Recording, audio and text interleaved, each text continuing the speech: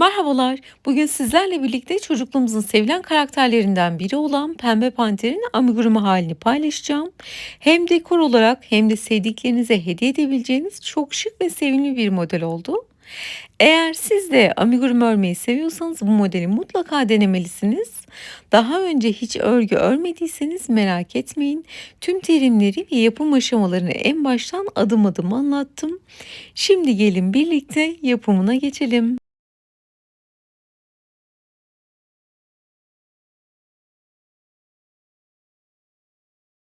Şimdi bebeğimizin bu ön kısmını yapalım.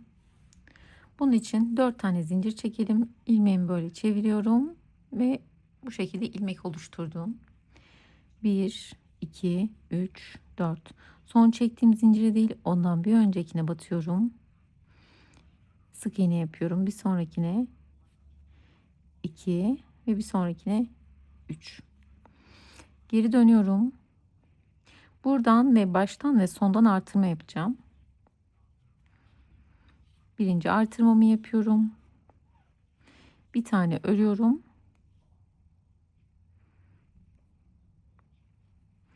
İkinci artırmamı yapıyorum. Geri dönüyorum. Üçüncü sıraya geçiyorum. Burada 1, 2, 3, 4 tane örüyorum. Bir tane artırma yapıyorum. 5 tane oluyor. Geri dönüyorum. 1, 2, 3, 4, 5 tane örüyorum. Bir tane artırma yapıyorum. 6 tane oluyor. Dördüncü sıra. Geri dönüyorum. 1, 2, 3, 4, 5, 6 tane örüyorum. Bir tane artırma yapıyorum. 7 tane oluyor. Şimdi 8 tane oldu. 3 sıra boyunca artırma eksiltme yapmadan 8 tane olarak örelim. 9. sıraya geçiyoruz. Geri dönüyorum. Bir tane eksiltme yapıyorum. Eksiltme birini aldım. Sonra diğerini aldım. İkisini birlikte çekiyorum. Ve eksiltme yaptım. Daha sonra 1, 2, 3, 4, 5 ve 6 tane örüyorum. O yüzden 7 tane kalıyor. 8'de 7'ye kaldı. Geri dönüyorum. Bir eksiltme yapıyorum. 1, 2, 3, 4, 5 tane örüyorum. 10. sırada 6 tane kaldı. Geri dönüyorum.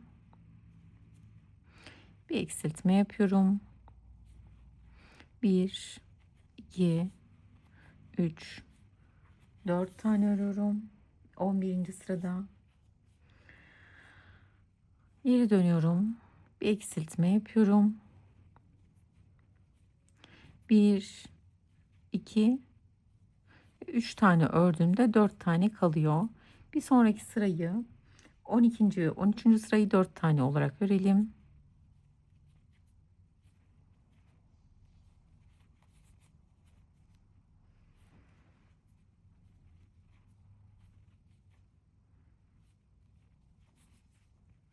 Ve geri dönüyorum. 14. sırada bir tane eksiltme yapıyoruz. 1, 2 tane örüyorum. Bir sonraki sırada 1, 2, 3 tane örüyorum.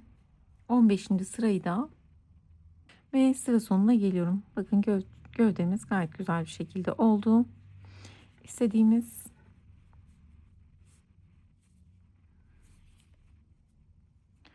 ve 2 tane zincir çekelim. Bunu uzun kopartalım dikmek için.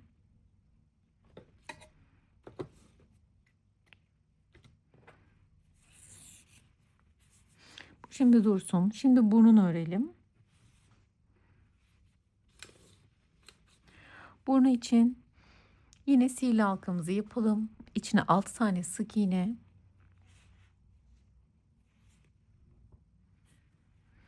1, 2, 3, 4, 5 ve 6. İpimi çekiyorum. Başladığım sık iğnenin üzerine batıp iplik kaydırma yapıyorum. İkinci sırada hepsini artırma yapalım. 12 tane olsun. Birinci artırmamı yapıyorum. Hemen yanından ikinci artırmamı yapıyorum.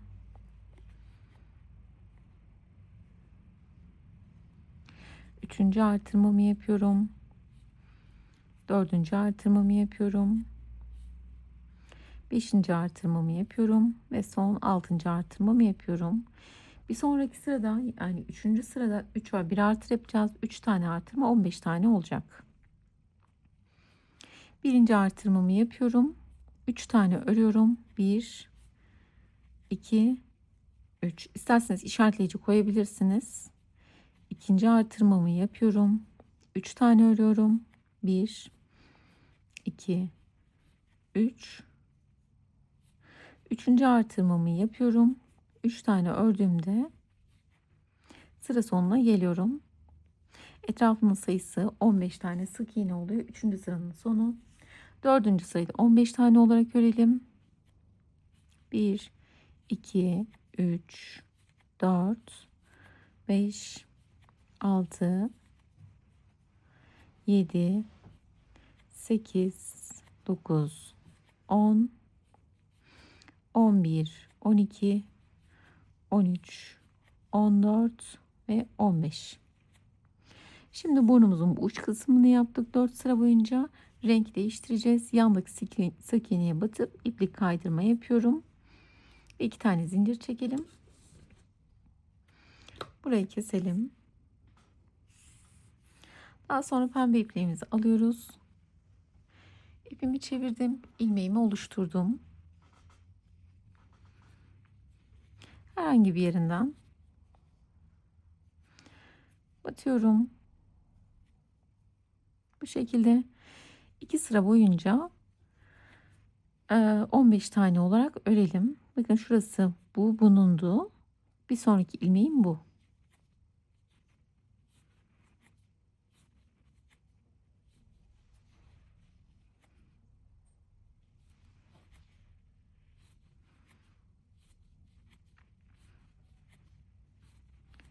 Ve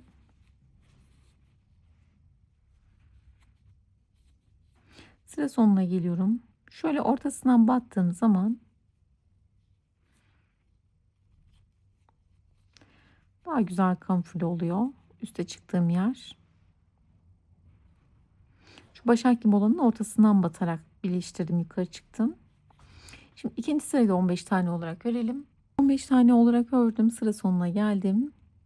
Yandaki sık iğneye batıp iplik kaydırma yapıyorum. 2 tane zincir çekiyorum. Bunu da biraz uzun kopartalım dikmek için.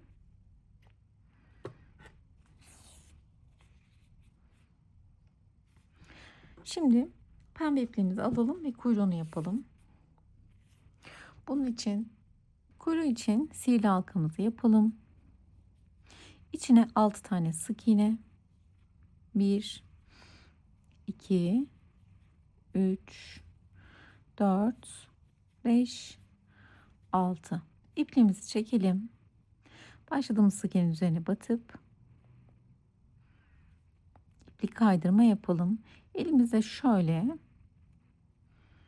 şekilde, çünkü 6 tane olarak devam edeceğiz sonraki sıralarda. Böyle çevire çevire 27 sıra boyunca örüyoruz.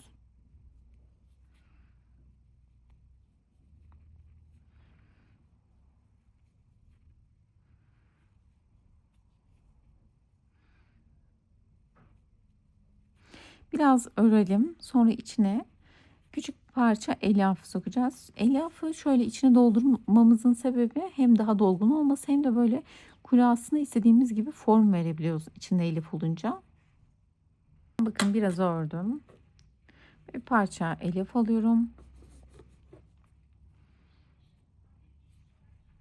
Daha sonra makasımın ucuyla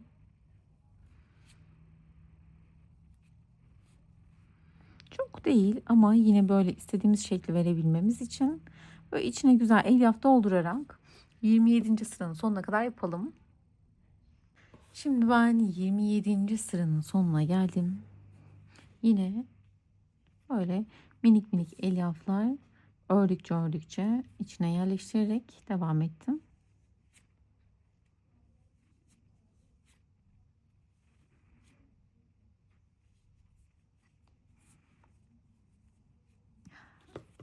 Şurada sanki biraz şey bırakmışım. Tığımın içine sokup getireceğim, bu tarafa doğru elyaf getireceğim. Tığın oldu ki içinde elyaf olmayan yer şey oluyor, çünkü şekil veremiyoruz. O yüzden önemli. Ama boşluk kaldıysa böyle tığımızı sokup içine bu şekilde çekebiliyoruz. Şu an her yeri dolu. Ön kısımda boşaldı. Buraya da birazcık daha elyaf yerleştirelim.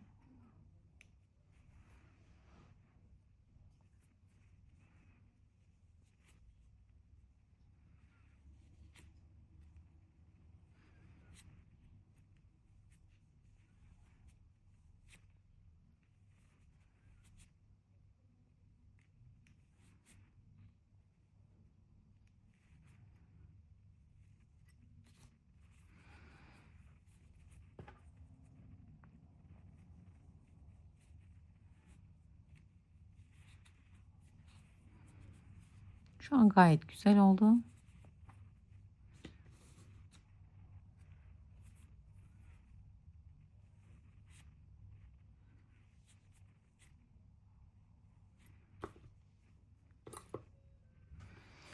Ve yine aynı şekilde yandaki sık iğneye batıyorum.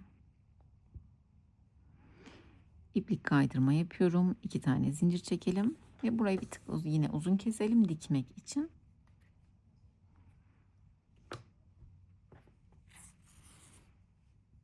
Şimdi kulağımızı yapalım bebeğimizin. Bunun için sihirli halkamı yapıyorum. İçine 5 tane sık iğne. 1, 2, 3, 4, 5 çekiyorum. Bir tane zincir çekelim ve bunu keselim. Daha sonra pembe ipliğimi alıyorum. Koyu pembe. İlmek oluşturuyorum. Bir tane buraya batıp artırma yapacağım. Birinciyi batıyorum. Aynı yere tekrar batıyorum. İkinciyi. Yani bir tane artırma yaptım. Bir tane tek örüyorum. İkinci artırmamı yapıyorum. Bir tane tek örüyorum. Ve üçüncü artırmamı yapıyorum. 8 tane oluyor. Yine bir tane zincir çekelim. Bunu da keselim. Kulaklarımız da hazır. Şimdi artık dikime geçelim. Şimdi bunu öncelikle çekelim. Çekelim diyorum. Bunu yapalım. Şöyle iğnelerim var. Bunlarla yerlerini sabitleyeceğim. Kaymaması için dikerken.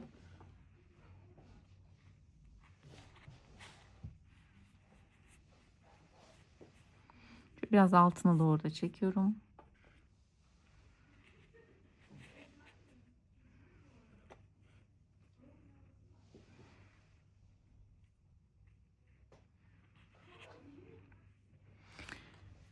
Daha sonra öncelikle şu düğümü hemen şöyle yapalım. İçinden verelim.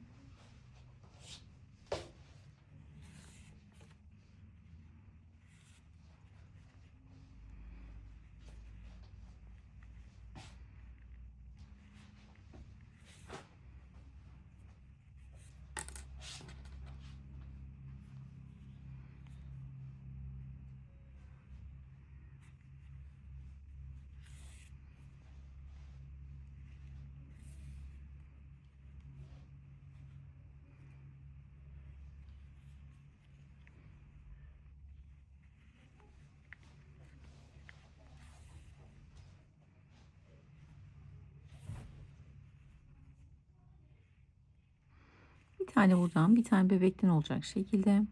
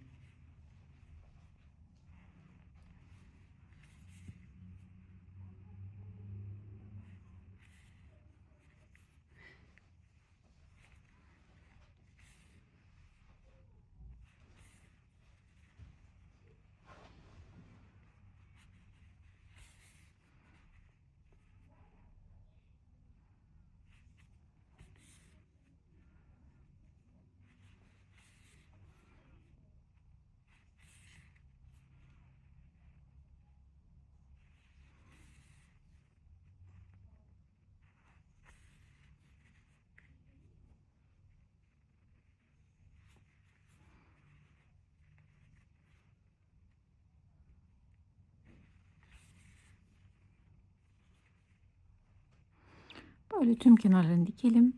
Şu kısmı içine veriyorum.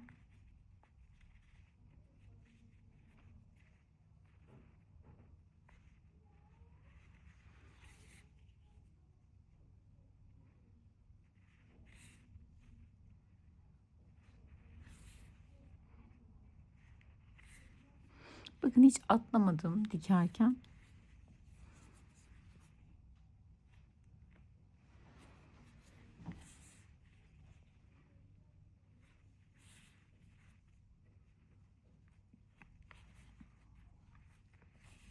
Şöyle bir bakalım. Şey olan kaymasın. Bir tarafına doğru.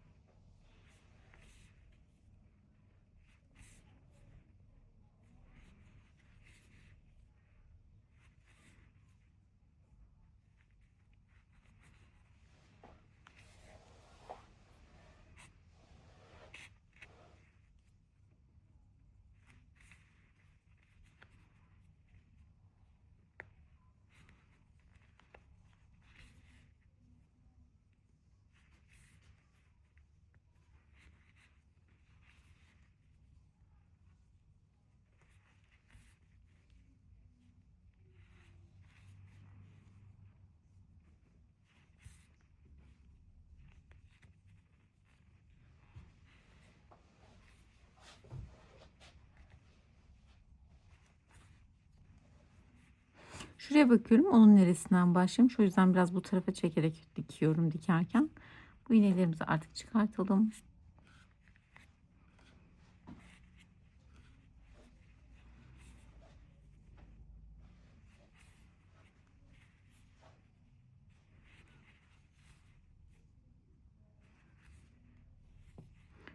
Tam şeyinden aldım alırken. Şu kenarından alalım. Çünkü yoksa ortadan çeker ve burada bir delik olurdu.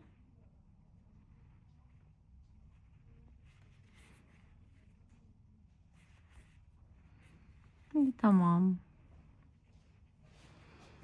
Sonra şöyle yanına geçelim. Şuradan.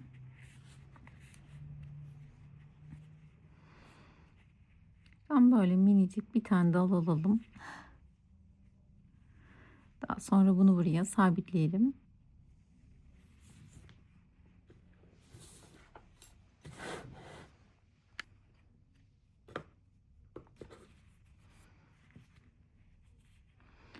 Bitiş ipini de içine verelim.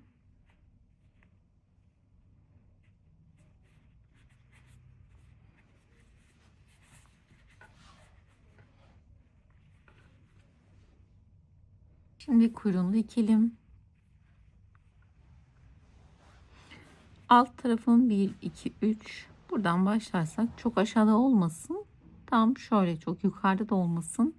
Tam orta çizgimiz bu yukarı çıktığımız yerin etrafını 1, 2, 3 sınır çizgimiz orası olsun.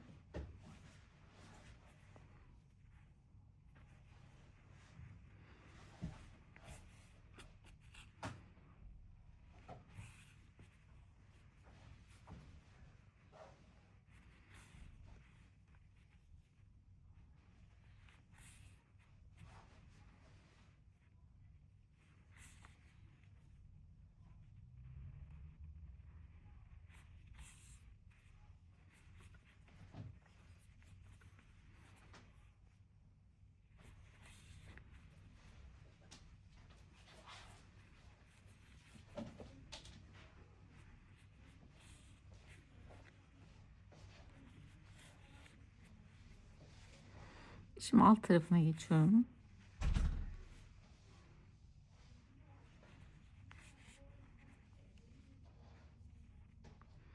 Bu taraf kanatlarından alacağım.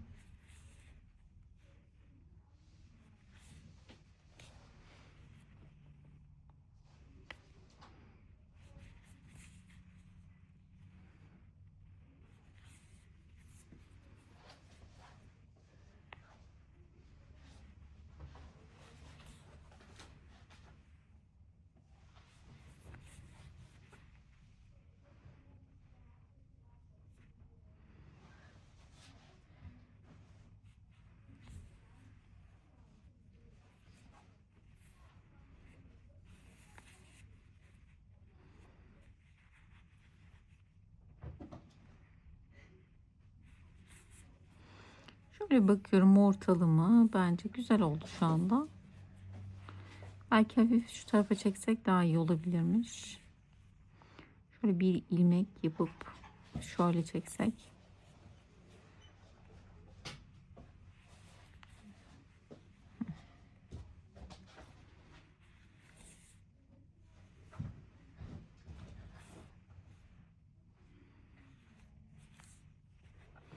Sanki şöyle daha iyi oldu gibi.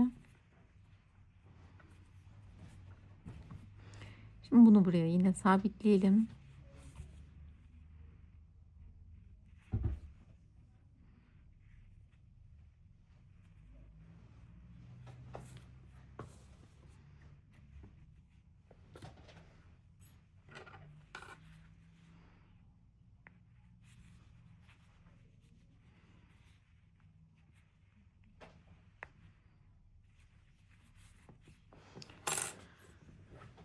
Ağzını dikelim. Ağzını dikerken alt yerimiz şurası. Bu ilk artırma yaptığımız 18 tane yaptığımız yer vardı ya.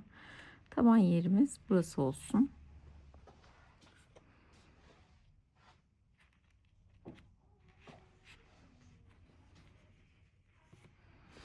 Üstte 1, 2, 3, 4, 5, 6.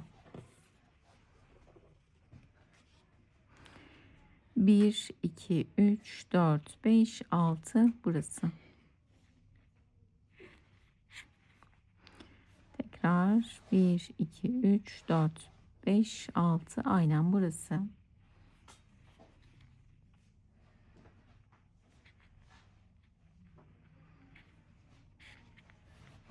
Şöyle güzelce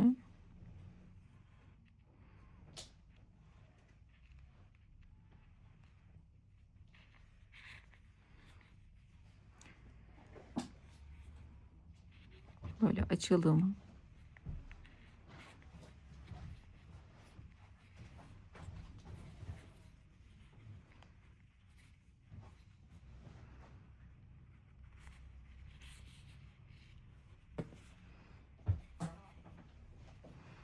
Bir tane buradan, bir tane bebekten alarak, burnundan alarak böyle güzelce dikelim tek tek.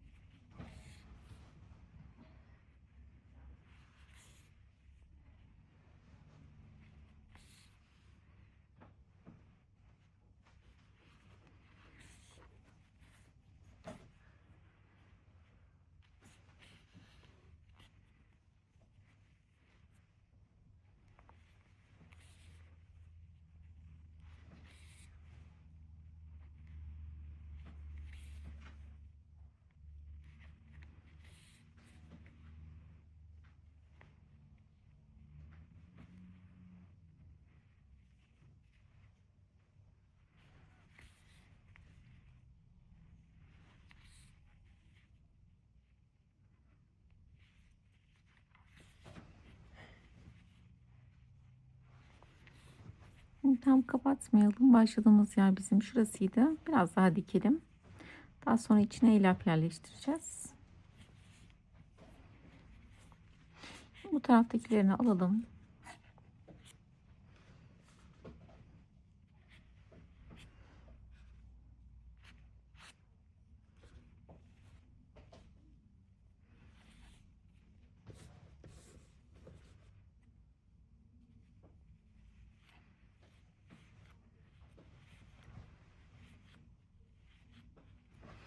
Şimdi bebeği gösteren yüzü, o yüzden buraya ekstra özen vermemiz gerekiyor. Yani diğer taraflarda bir ilmek bir şey olur falan, ürün tekrar artırın eksirin hiçbir şey olmaz, ama yüzü bebeğimizi gösterir. O yüzden burası olmazsa, tam o ifadeyi vermezseniz hani güzel durmaz.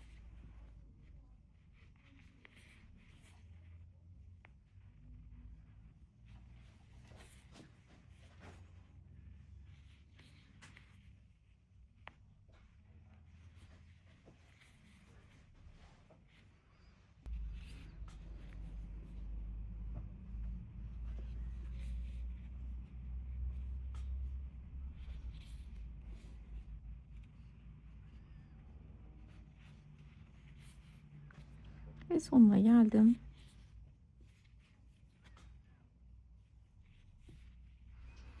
Burayı da şu enseden çıkabiliriz. Buradan buraya şöyle sabitleyeceğim.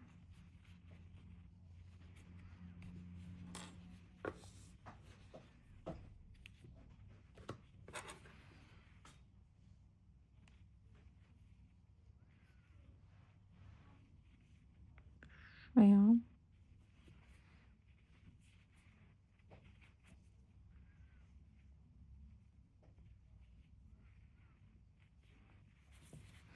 Şimdi burnumuz da hazır.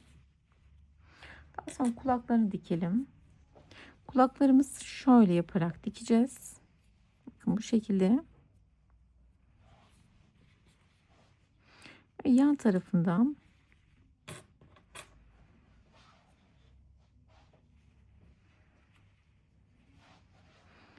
şöyle yapalım. Şuradaki öncelikle turuncu iplerin hepsini içine verelim.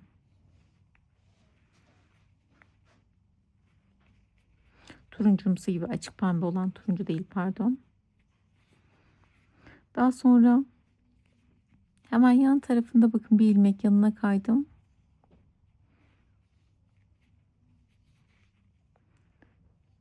Buradan şu pembeyi alıyorum.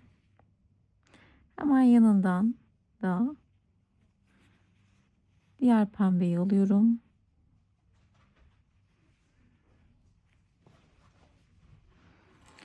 Aralarında bir tane şey bıraktım. Sonra bunları böyle sıkıca çekelim.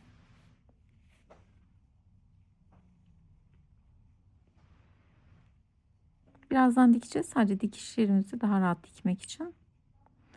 Şu şeylerimizi kamufle ediyorum. İplerin hepsini. Şimdi bunların arasında zaten bir ilmek var. Bakın böyle çekerken yaptım. Sonra bunları birbirine sıkıca bağlayalım.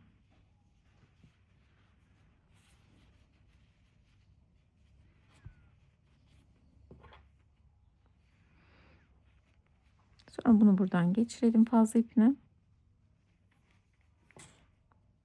Sonra bunu buraya dikeceğiz.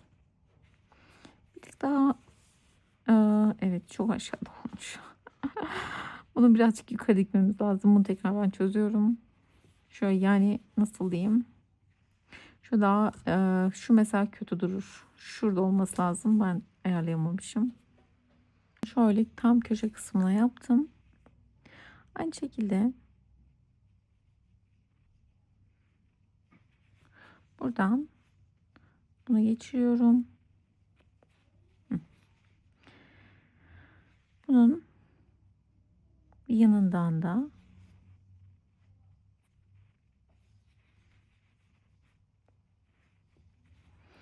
bunları böyle çekiştiriyorum.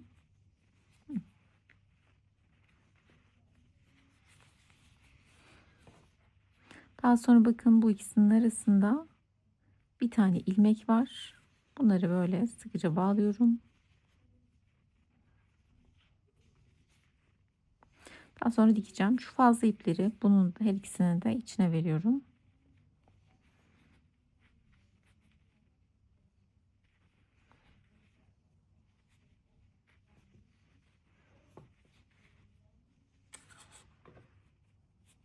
Şöyle hemen paraleline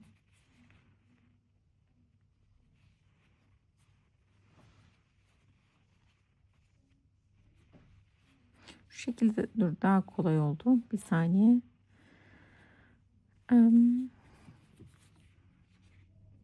Burası şu nokta olması lazım. Bakın böyle 1, 2, 3, dördüncünün çizgisine koydum. Büyük bir boşluktan şimdi buradan batıyorum. Bunların dördünü de geçirelim, tamam mı? Tabi arasına elyafla çektiğim için olmadı. Bir dakika daha böyle yukarıdan geçirdim. Şu an olacak.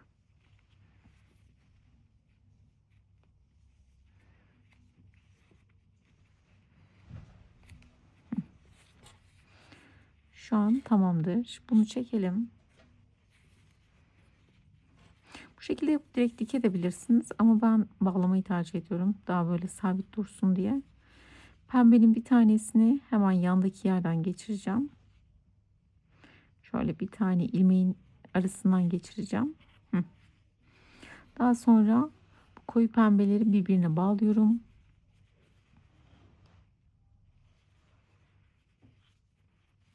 Sonra bunların hepsini içinden geçiriyorum.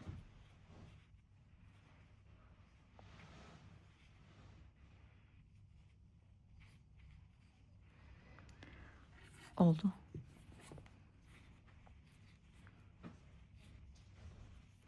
Şimdi bir tane pembe ip alalım. Ve büyük bir delikten geçireceğim.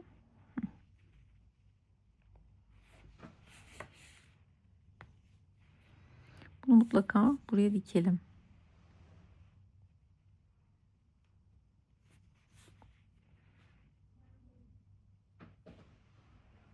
Kendi orijinal kulakları da böyle bileşik gibi.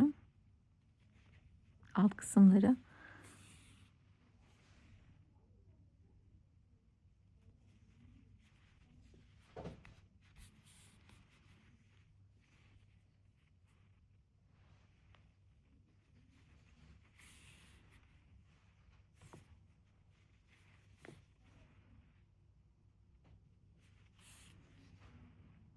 Daha sonra yeterli.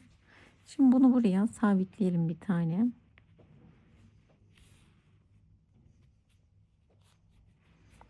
Hemen buranın içinden geçirip diğer tarafa geçelim.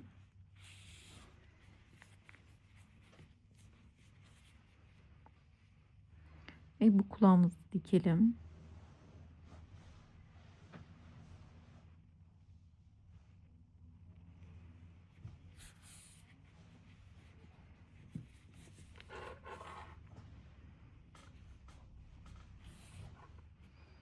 Elimizi dikmeyelim.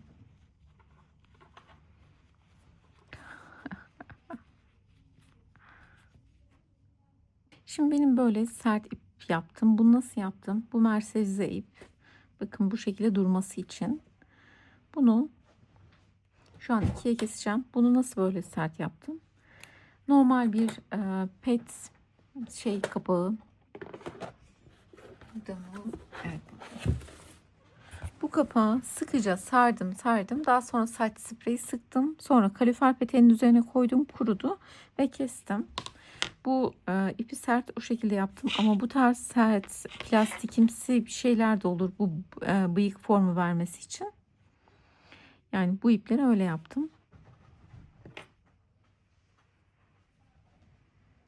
Şimdi ağzını yapalım. Onun için silikliğimi aldım. Herhangi bir yerinden. Çok önemli değil şu anki. Batıyorum. Böyle yandan çıkıyorum. Sonra yine bu taraftan, daha sonra orta kısımdan.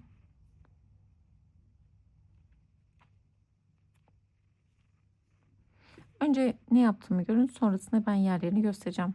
Niye takıldın sen? Allah Allah. İpin içinden mi geçirdim ha? Geçti. Daha sonra bir iki, ikincinin ortasından batıp olduğum yerden tekrar çıkıyorum.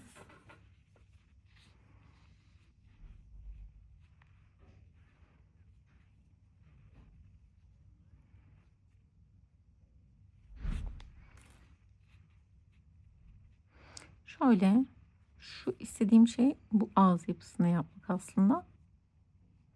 Şurası şöyle kavis olsun.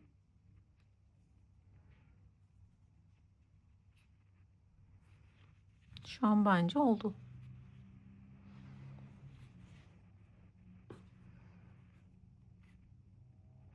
İpliğimi kesiyorum. Bu ikisini birbirine bağlayalım.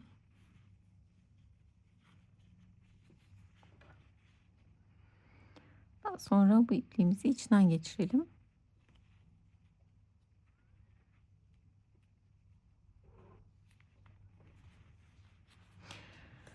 Şimdi bunun için bir ton koyu ben pembe bakmıştım. Bunu bebe orlonu bu ip. Tam böyle bir ton bebe orlonunda buldum.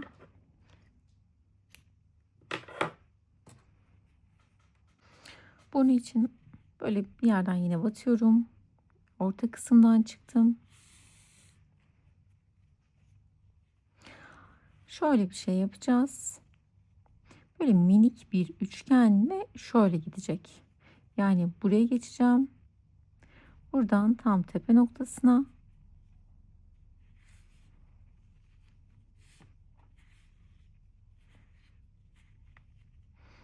şöyle aşağı, tekrar burada.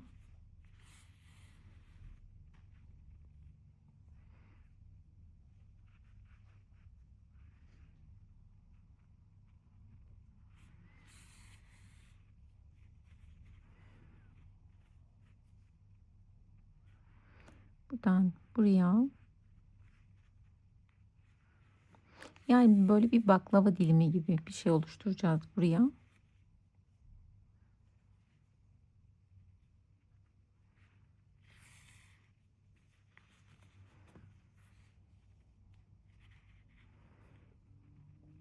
Sonra bu ara kısmı dolduracağım.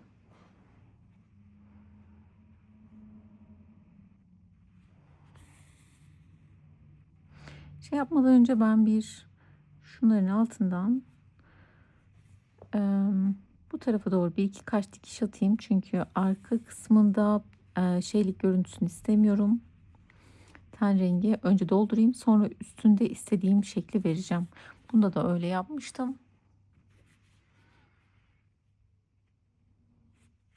Şimdi önce iç tarafındaki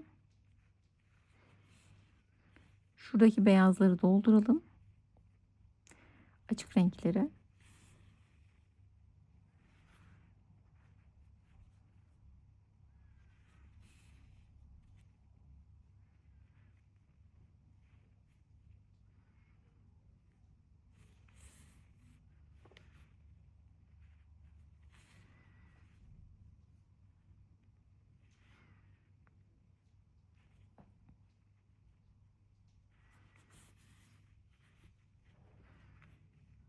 Daha sonra şu istediğimiz şeyi verebiliriz artık.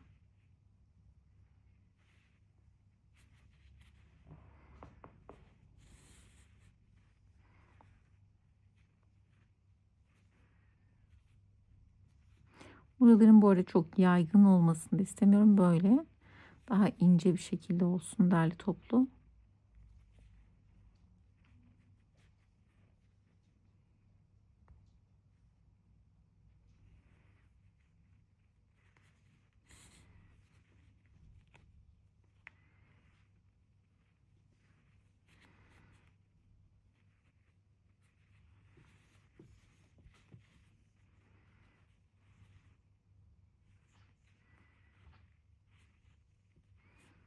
Sanki şu an iyi gibi.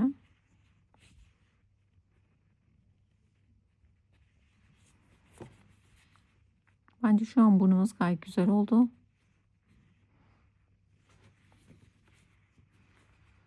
Bunu birbirine bağlayalım.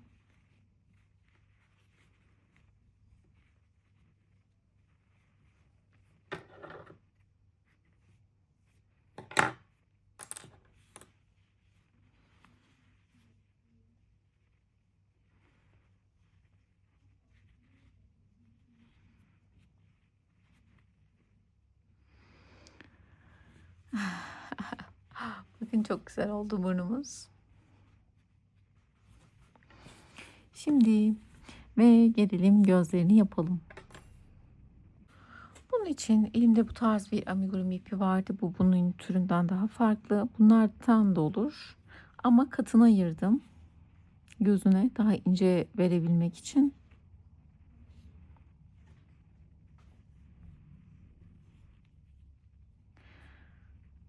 Bir tık daha ince bir tığ aldım.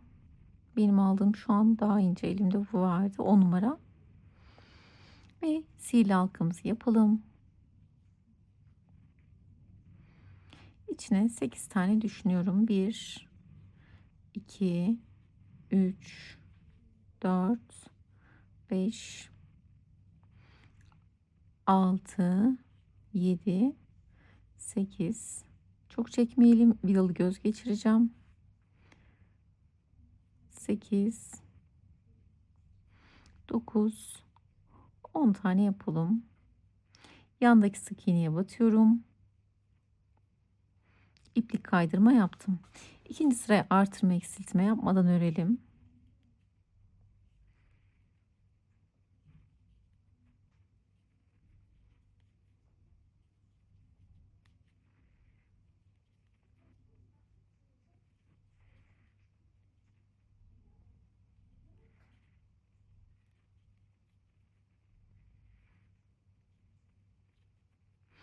Eğer ipinizi kalın kullanırsanız bir sıra sadece yapın.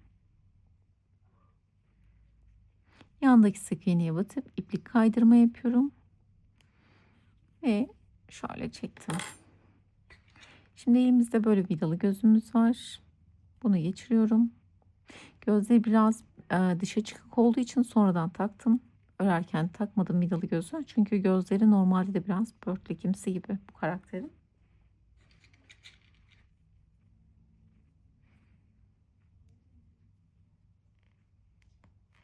Dikerken de zaten şu kabarıklık vermesini istiyordum ben. Ve bu şekilde dikeceğiz. Tekrardan ipliğimizi alalım.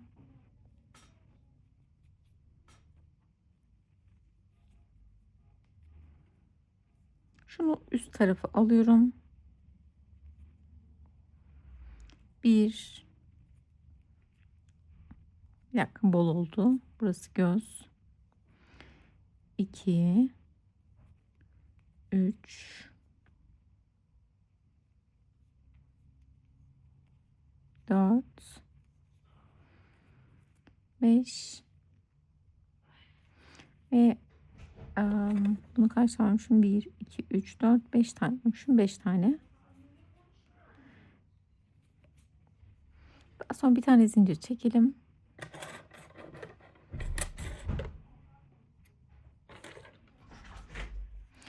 Bu şekilde. Sonra gözümüzün yerini belirleyelim. Dikerken şöyle yapacağız. Elimizle. Bakın burası böyle dışına doğru gelecek.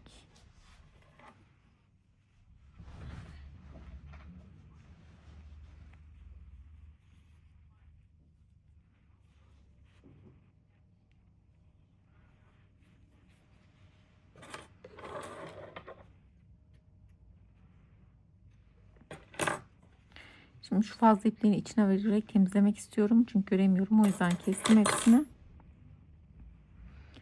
Şunların hepsini şöyle iç tarafa geçirelim.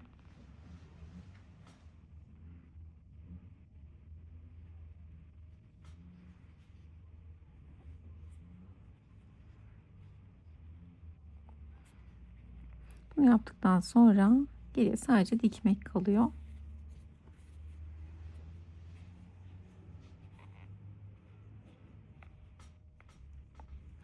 Gördüğünüz gibi çok emek. Yani bu bebeği kesinlikle malzeme parası falan gibi düşünmeyin. Verdiğiniz emeği her zaman hesap edin. Kaç saatiniz gittiyse onu yevmiye gibi hesaplayın. Mesela bir günlük ne kadar, asgari ücreti günlere bölün, onu saatlere bölün. Sonra o saati de kendi çalışma saatiniz olarak düşünün. Bir saatlikse bir saatlik neyse öyle hesaplayın. Çünkü bunda malzeme, evet, ip çok az gidiyor ama gördüğünüz gibi çok fazla detay var ve çok küçük küçük yapılan bir şey.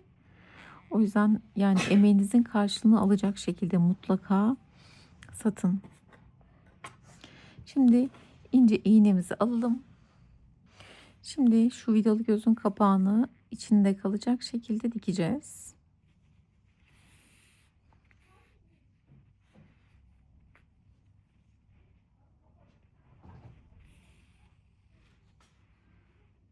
Böyle minik minik. Bu aşamada şey yapmayın, acele etmeyin. Gerçekten yüz işlemek, yani yüz yapmak özen ister. Dediğim gibi bebeğin insanlar baktığı zaman hani yüzüne bakar. Güzel gösteren de yüzü. O yüzden burada sabırlı bir şekilde özenerek, benim çünkü kaç defa yapıp söküyorum ben de, tam oturtana kadar hemen olmuyor.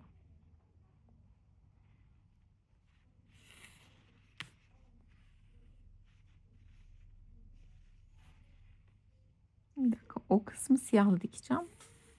Önce şu sarıyla dikeceğim yerleri oturtayım.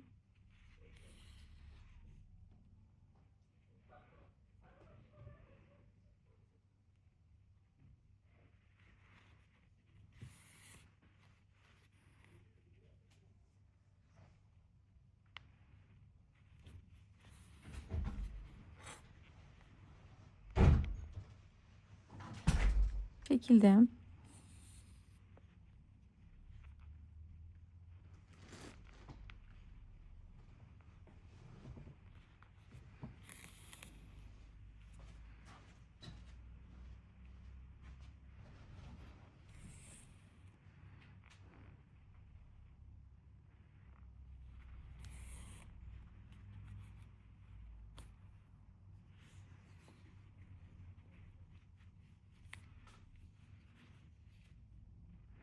Daha sonra sarı ipimizi buradayken hiç koparmayalım. Burada deliğinden içine zaten vidalı gözün ucunu içine sokmuştum.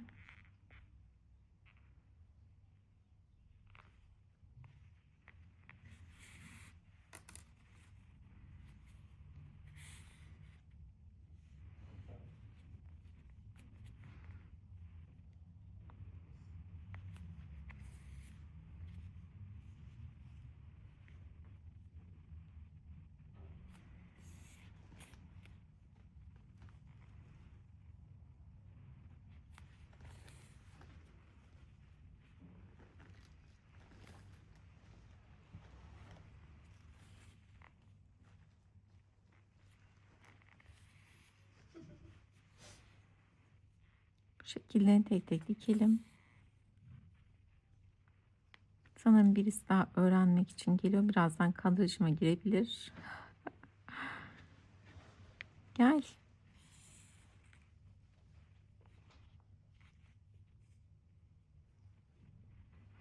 Kedim geldi. Şu an bayağı yaklaştı.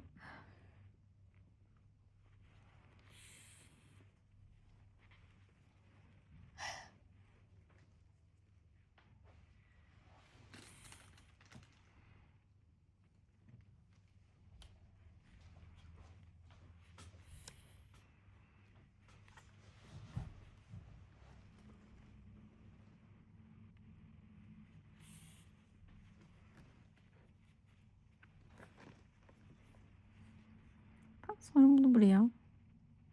Zaten ipimiz ince olduğu için belli olmayacaktır diye düşünüyorum.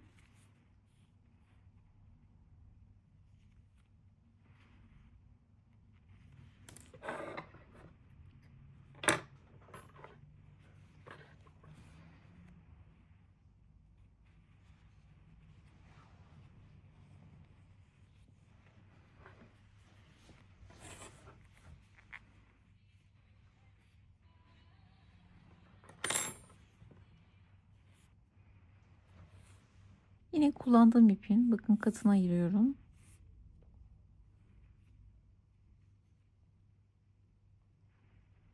Daha ince bir şekilde dikmek için.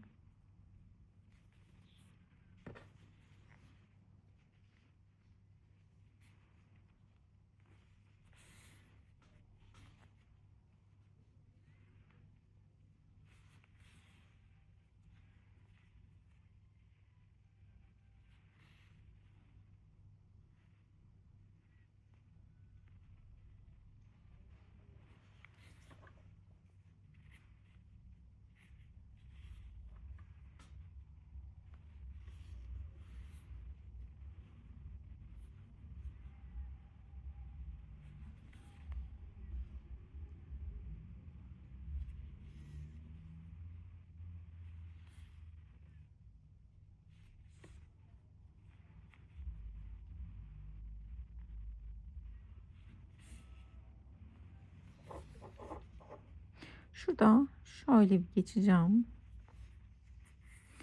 Şu aralardaki şey kısmını bozmak için bu iğneyle örerken sık iğneleri battığım yerleri düzgün olsun diye. Orada batma yerleri gözükmesin.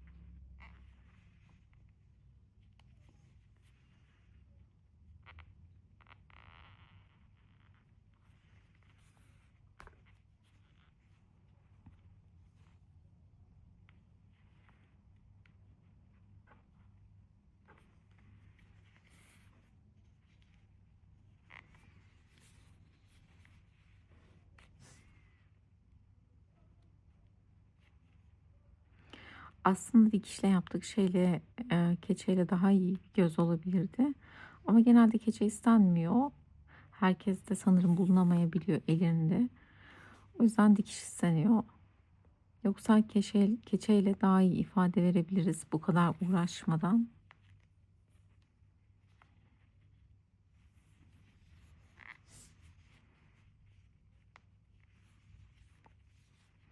Şimdi buradayken diğer gözüne geçelim.